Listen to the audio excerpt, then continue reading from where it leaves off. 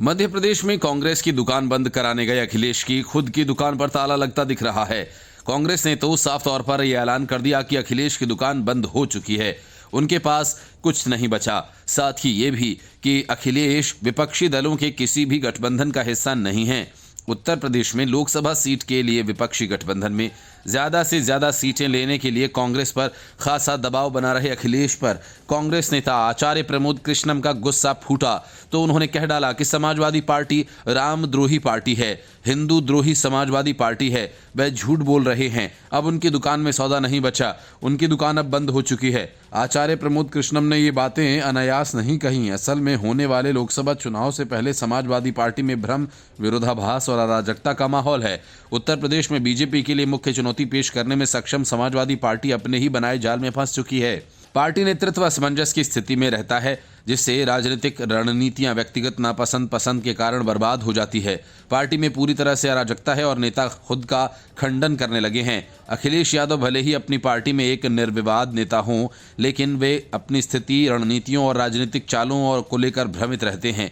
इंडी block से Samajwadi party खुद को विपक्षी सदस्यों के बीच अलग थलग नहीं करना चाहती, लेकिन उत्तर प्रदेश में ड्राइविंग सीट पर बने रहना चाहती है और ये दोनों एक साथ नहीं हो सकता। कांग्रेस के साथ अखिलेश के रिश्ते गर्म ठंड की स्थिति में फंस गए हैं और इस मुद्दे पर स्पष्टता की कमी है।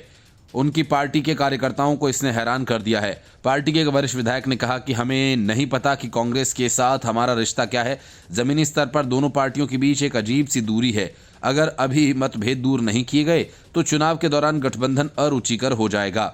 विपक्षी दलों के रूप में हम एक ही भाषा नहीं बोलते हैं और न ही प्रमुख मुद्दों के संबंध में हम एकमत हैं। अखिलेश नरम हिंदुत्व का प्रचार कर रहे हैं।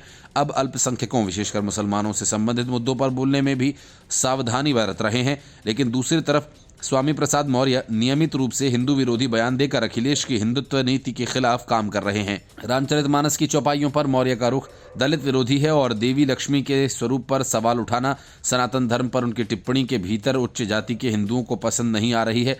कहा जाता है कि समाजवादी पार्टी में ऊंची जाति के नेता मौर्य पर लगाम लगाने में अखिलेश की नाकामी से नाराज हैं और उनमें से कुछ ने इसके खिलाफ भी बात की। इस बीच अखिलेश ने मौर्य के खिलाफ एक शब्द बोलने से भी इनकार कर दिया, जो इन दिनों पार्टी में उनके पसंदीदा हैं। हिंदुओं का अलगाव, यहाँ तक कि ओबीसी के बीच भी चुनाव में समाजवादी पार्टी के लिए हंगामा साबित हो सकता है।